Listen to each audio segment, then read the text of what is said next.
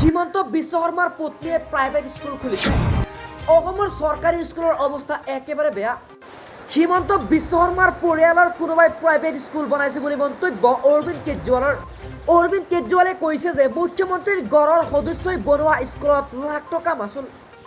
যি ৰাজ্যৰ মুখ্যমন্ত্ৰীৰ পত্নীয়ে প্ৰাইভেট স্কুল চলাই সেই ৰাজ্যত দৰিদ্ৰই শিক্ষা লাভ কৰিব নোৱাৰে বুলি মন্তব্য দিল্লীৰ মুখ্যমন্ত্ৰী অৰবিন্দ কেজৰিৱালৰ। আৰু সেই ৰাজ্যৰ ভিতৰত কোনো চৰকাৰী স্কুল ভালদৰে চলিব নোৱাৰে বুলি মন্তব্য অৰবিন্দ কেজৰিৱালৰ। অৰবিন্দ কেজৰিৱালে ক'লে, দিল্লী পাঞ্জাৱতো পূৰ্বতে নেতাৰ পৰিয়ালে স্কুল চলাইছিল।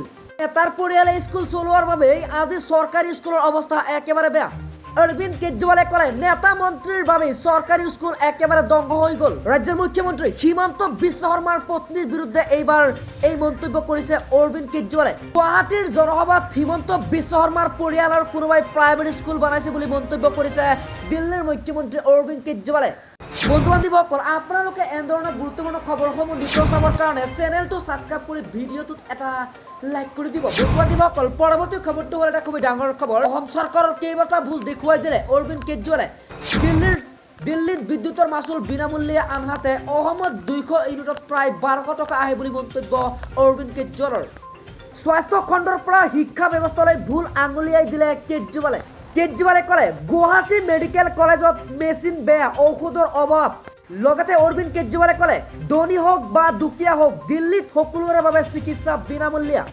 অসমতো হ'ব পাৰে বিনামূলীয়া। আপোনালোকৰ হাতত চাবি আছে বুলি মন্তব্য কেজৰিৱালৰ। কেজৰিৱালে ক'লে, জাৰুৰ ছবিৰ বুটাম টিপক, আপোনালোকৰ হাস্পতাল সুন্দৰ হৈ পৰিব। আমাৰ চৰকাৰ আহিলে আপোনালোকৰ চিকিৎসাৰ বাবে কোনো চিন্তা নাথাকিব। অৰবিন্দ কেজৰিৱালে ক'লে, অসমত বিদ্যুতৰ মাচুল আটাইতকৈ বেছি, কিন্তু দিল্লীত একেবাৰে বিনামূলীয়া। লগতে পঞ্জাৱতো বিজুলী বিনামূলীয়া বুলি মন্তব্য অৰবিন্দ কেজৰিৱালৰ।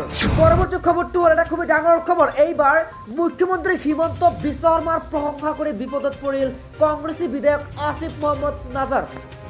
মুখ্যমন্ত্ৰী হিমন্ত বিশ্ব শৰ্মাক প্ৰশংসা কৰাৰ বাবে অসম প্ৰদেশ কংগ্ৰেছে লাহৰীঘাটৰ বিধায়ক আসিফ মহম্মদ নাজাৰক কাৰণ দৰ্শোৱাৰ জাননী জাৰি কৰিছে। মহম্মদ নাজাৰে মুখ্যমন্ত্ৰী হিমন্ত বিশ্ব শৰ্মাক প্ৰশংসা কৰি কৈছিল যে তেওঁ এজন অতি কঠোৰ পৰিশ্ৰমী ব্যক্তি আৰু দিনে নিশাই কাম কৰিব পাৰে। আৰু মুখ্যমন্ত্ৰী হিমন্ত বিশ্ব শৰ্মা আজি কংগ্ৰেছত থাকিলে দলটো বহু ওপৰলৈ গ'লহেঁতেন বুলিও বিধায়কগৰাকীয়ে প্ৰকাশ কৰিছিল।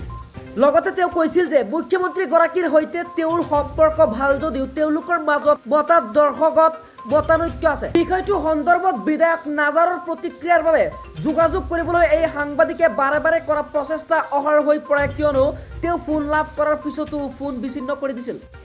ইপিনে আকৌ অসম প্ৰদেশ কংগ্ৰেছ মহম্মদ নাজাৰক তেওঁৰ এই কাৰ্যৰ বাবে কাৰণ দৰ্শোৱাৰ জাননী প্ৰদান কৰিছে। অসম কংগ্ৰেছৰ নেতা ৰাণা গোস্বামীয়ে এই সাংবাদিকৰ আগত কয় যে দলটোৱে মুখ্যমন্ত্ৰী শৰ্মাক প্ৰশংসা কৰাৰ বাবে বিধায়ক আসিফ মহম্মদ নাজাৰক কাৰণ দৰ্শোৱাৰ জাননী প্ৰদান কৰি প্ৰত্যুত্তৰ দিবলৈ 24 ঘণ্টা সময় দিয়া হ'ল।